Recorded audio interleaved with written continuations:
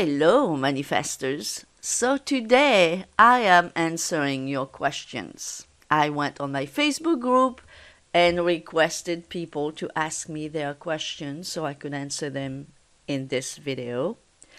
But one thing I want to say though is that the common thread of all those questions is that you wouldn't be asking those questions if you knew more about the law, if you studied more about the law. So this is something I want to underline.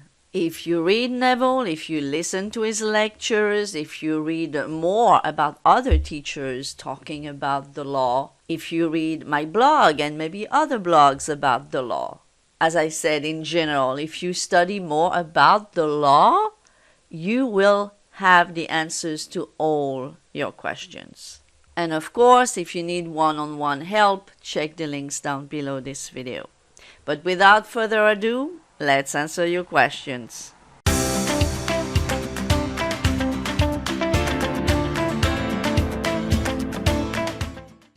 Question number 1 asks, what does creation is finished mean? Well, creation is finished. It's a spiritual understanding, a spiritual knowing that God, that force God, created heavens and earth and everything in it, and that all possible possibilities already exist. Here's what Neville says in The Power of Awareness, chapter 10. First, he mentioned Isaiah 46:9-10.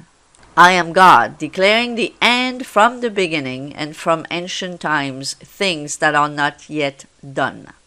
Then he goes on to say, creation is finished. Creativeness is only a deeper receptiveness for the entire contents of all time and all space, while experienced in a time sequence, actually coexist in an infinite and eternal now. In other words, all that you ever have been or ever will be, in fact, all that mankind ever was or ever will be, exists now. This is what is meant by creation, and the statement that creation is finished means nothing is ever to be created. It is only to be manifested. So the reason why we don't experience all things at once, it's so that we can even live, we can enjoy life in this third dimension. God became man and entered a time-space dimension that is also part of his creation. So the fact that we experience linear time is also created. And this creation is within man. It's within us. As the scripture says, the kingdom of heaven is within. And that kingdom is complete. So as men, as humans, we are God, keyed low. We do not create anything. We only become aware or conscious of what already exists. And we manifest by choosing it. We don't create anything. We are just choosing. And the reason why we are just choosing, it's because creation is finished.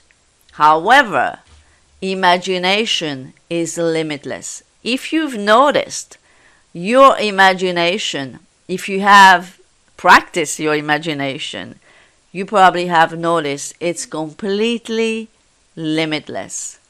And the reason why it's limitless is because creation is finished, and it's because you wouldn't even be able to imagine it unless it already existed.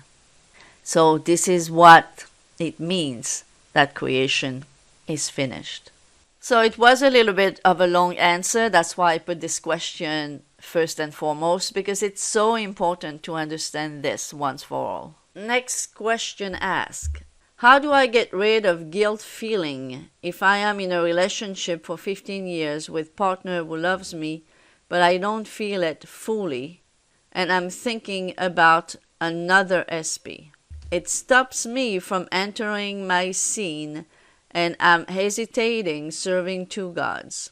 Well, the same mind that creates that guilt is the mind that could create comfort, that could create relief, that could create freedom.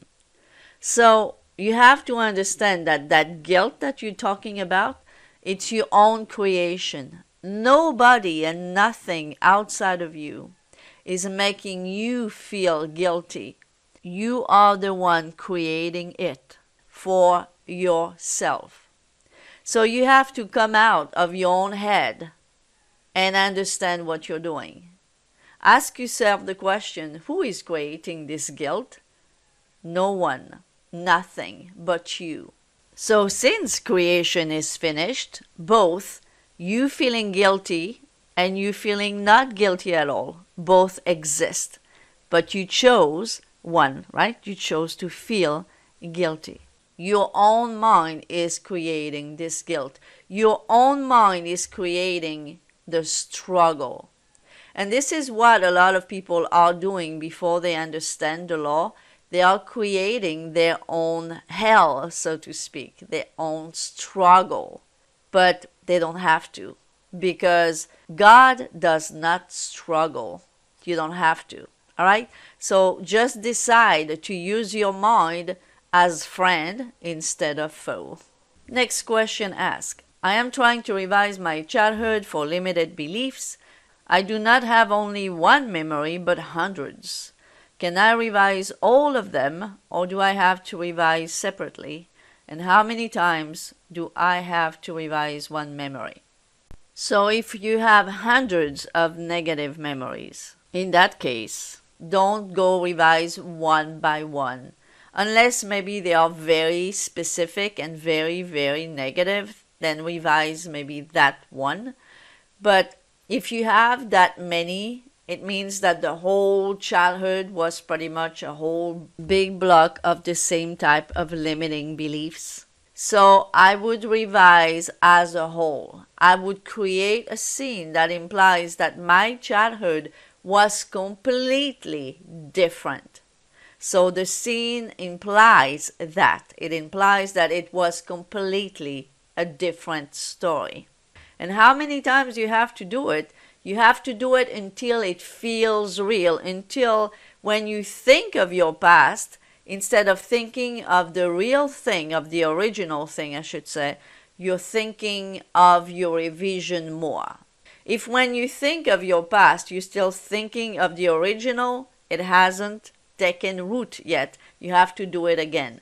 So you're doing it until you believe more of your new story than the old, and usually the old should become very fuzzy, or you don't think about it anymore. Next question asks, practical way to focus on the now moment and not on time. If you really learn how to use your imagination and truly understand how imagination creates reality and how powerful it is, you will learn to focus more on your desire fulfilled than what you don't have right now in your 3D. When we focus on time, typically it's because we are focusing on lack. We are focusing on, well, now I don't have my desire. Because if you think about it, when you have your desire, you don't think about time, right? You don't think about time. You think about enjoying what you have right now. You are happy to live that day and enjoy your manifestation right now. So if you are thinking about time more than living in the now, it's because you are focusing on the lack. This is why you have to go back in your imagination and feel that you are the person that you want to be. Feel it from within. And do that, feel that throughout the day until you feel so much that you are the person that you want to be, that you will stop focusing on the lack of not having in your time space. And that's why you are focusing on time more than in living in the now. Next question asks, What to do if I have fear of fulfillment of my desire? Two big changes for me and for my beloved people. Well, that comes from fear. The two main states are the state of love and the state of fear. The state of fear always is going to make you fear something, even if it's good, by the way. So the reason you are fearing here, it's first of all from your judgment, from your ego self-judgment that this is going to be difficult somehow. There is a negative side of whatever you desire somehow. So you have to get out of your own way. Every time fear is in the middle, we have to get out of our own way and trust the process, trust your desire. You are also forgetting that if you have a desire, it's a God-given desire and it's okay. So maybe you need to trust more who you truly are and understand that this is just a fear. It's an ego fear.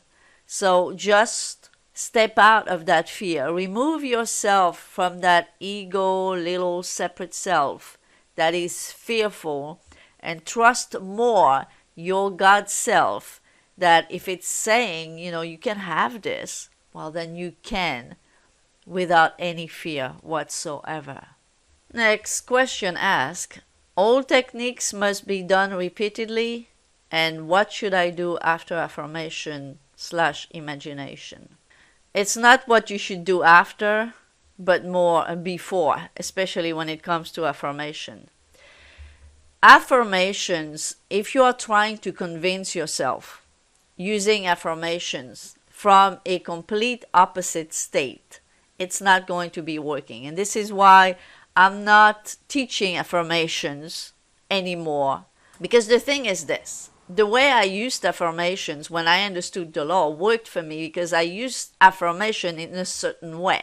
Meaning I used affirmations to plant seeds or to confirm a feeling.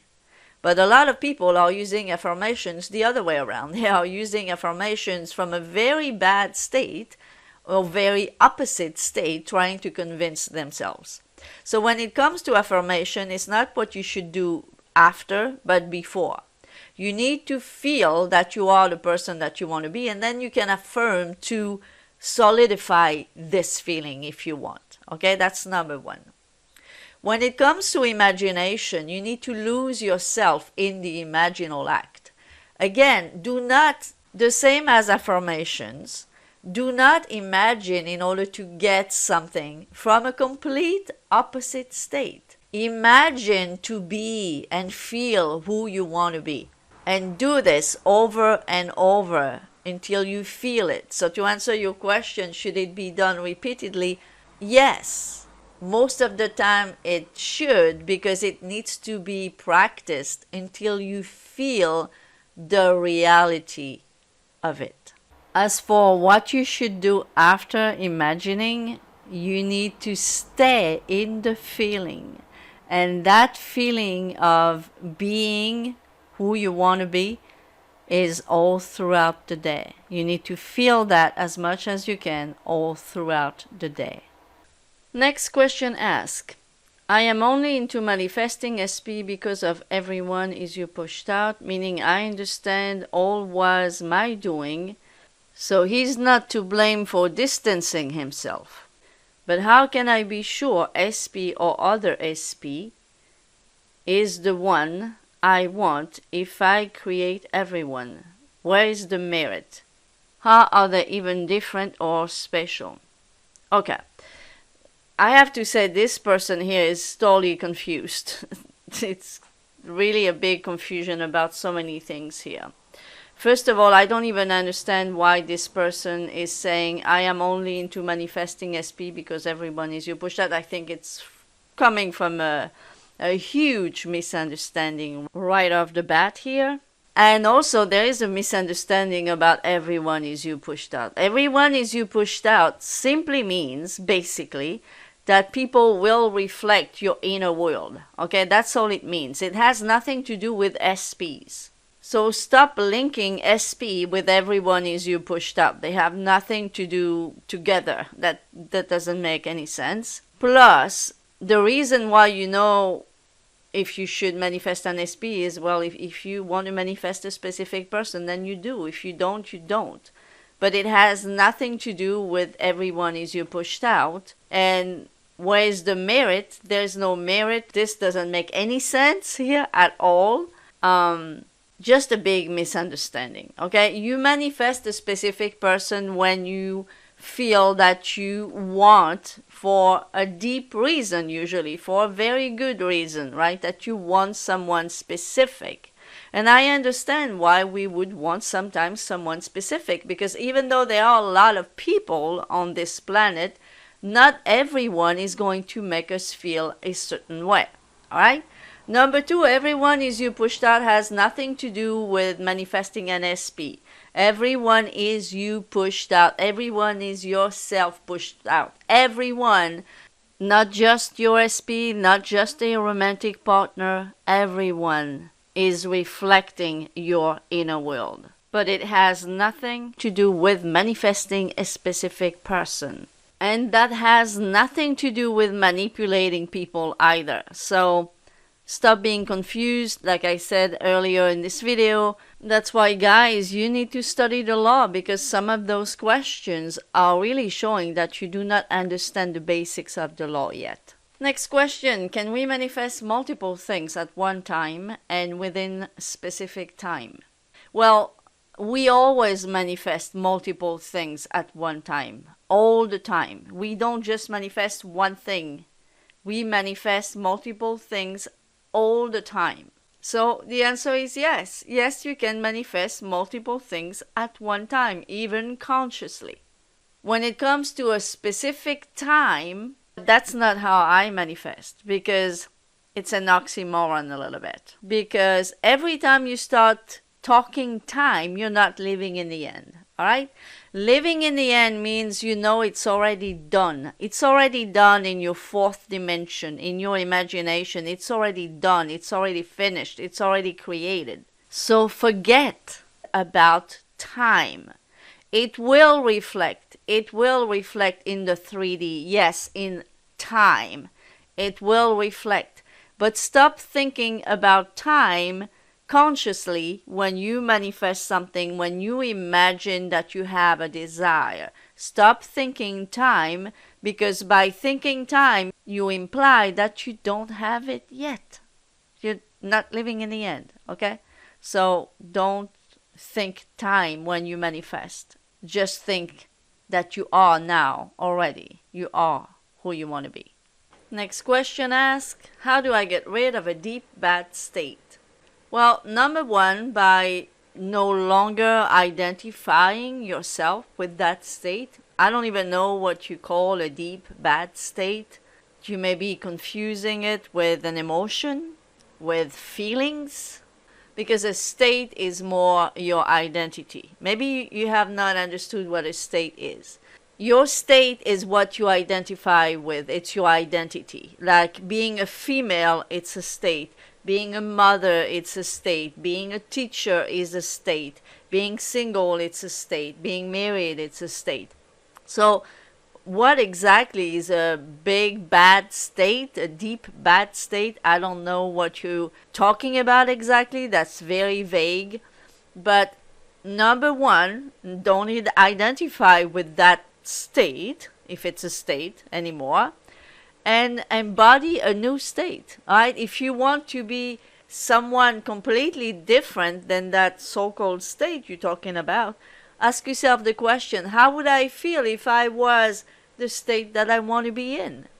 And feel it from within, from your imagination, within your imagination, within yourself. But the only way we get rid of a state, by the way, it's not by fighting the state that we do no longer want. Stop fighting the unwanted. That's not how we get rid of it. You step into your new state. You leave the old that you do no longer want behind. You let it die. You let it be. And you step in the new state that you want to be in. That's how you get rid of a state that you do no longer want. All states already exist and will always be existing. So you leave behind the state you do no longer want and you step into the state that you do want. The next question asks, what can be a manifesting routine for NSP, for example? All right, well, number one, for NSP or anything else, it's the same thing. There is no specific routine to manifest NSP, okay? So that's a good opportunity for me to mention this. It's amazing how I noticed that if you put the term SP or specific person in the title of a video, you'll have twice, 3 times, 5 times as much click on that video. And I always smile when I see this because it really shows that people think that it's different to manifest NSP than anything else. And that is a real show, again, of the lack of understanding of this law. All right? So, number one, that's what I wanted to say. Manifesting NSP or anything else, it's the same thing. What is the best routine? The best routine is imagine that it's already yours and live in that feeling. That's the best routine. All right? There's no other routine. You can use SATs.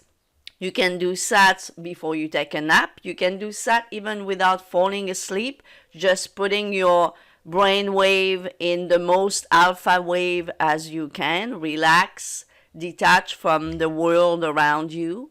Go into your imagination, create a scene that implies that your person is living with you, that they are your husband, your wife, your partner, and dwell in that feeling even after the SAT, of course.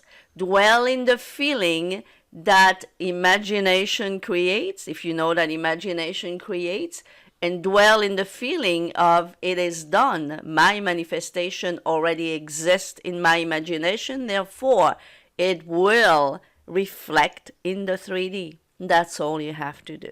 What you must stop doing, however, is having contradicting and opposite thoughts, inner conversations, and feeling the opposite of what you're supposed to be feeling if you already were in your relationship. Next question asks, how to manifest a person out of your life completely cut contact with a family member? Well, you can imagine them moving away, going their merry way. You never want to imagine anything negative or harmful for anyone, for sure, because you would really, manifest it to yourself, basically, because there's no separation. An easy way to do this would be maybe doing the telephone technique. You hear someone in your imagination over the phone or standing right in front of you saying, oh, isn't it interesting that this person moved away so far, far away? Or isn't it interesting that we don't hear about this person anymore? Something like that. So something that would imply that they moved away, that they went away, but they are doing well. They're not harmed or anything. They are just gone. Many people have done that, especially for situations such as having an annoying coworker or a toxic coworker. And they imagine that coworker leaving the job, even for a better job. Never again imagine anything negative for someone. And that worked very well and very quickly. Just imagine them going away, but again, not in a harmful way, but they are moving away, they are going away lovingly. Imagine lovingly, and they will. Next question asks, what's the most effective way to manifest an exact amount of money? Well, the most effective way to manifest money is to never ever manifest a specific amount of money. Why would you do that? First of all, guys, money is a middle. Money is never what you want. You never want money. You want what money can buy. So what is it that you want?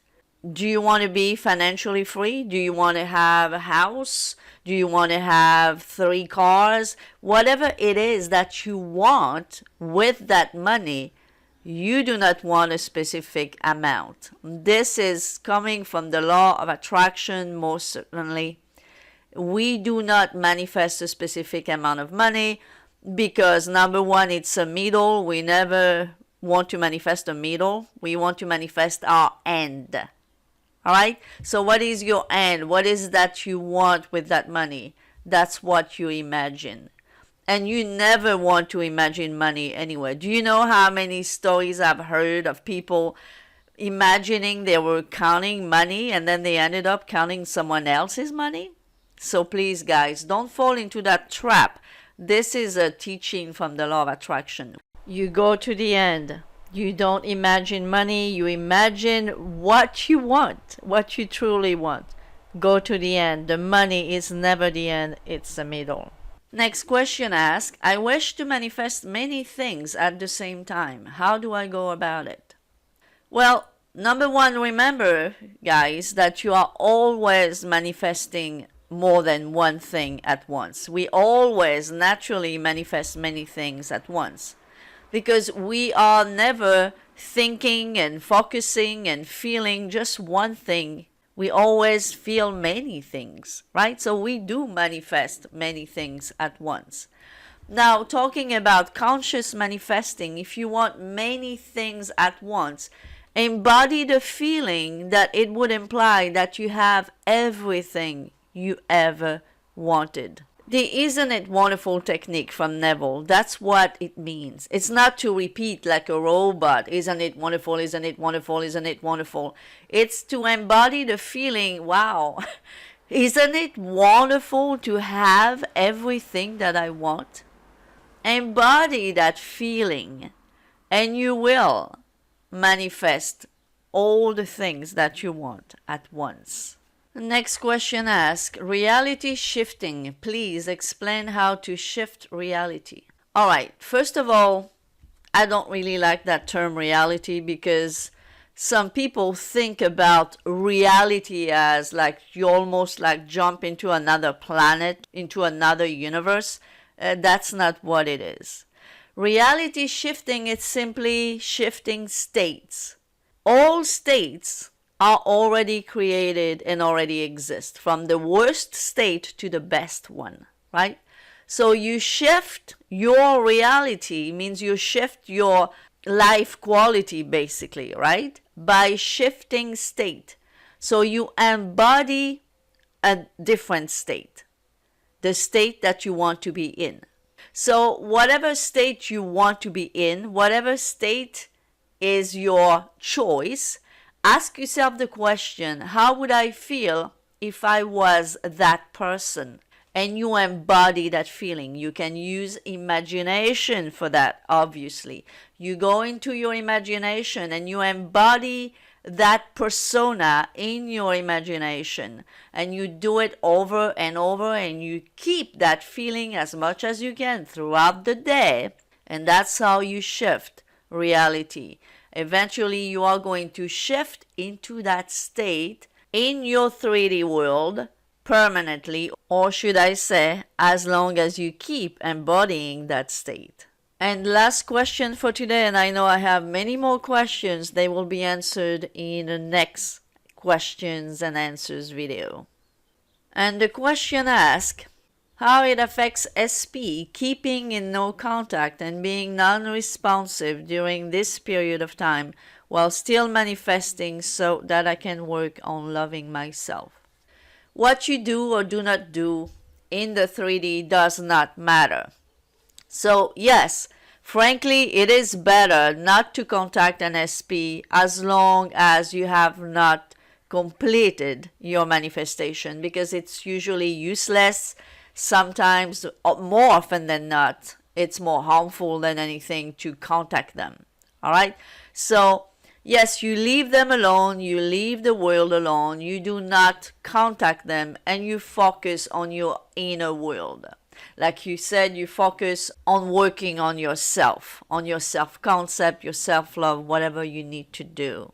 How does it affect it? How does it affect your manifestation? Not being in contact with your SP doesn't affect it. All right? Doesn't affect it at all in a negative way, that is. If anything, it's better. It works better.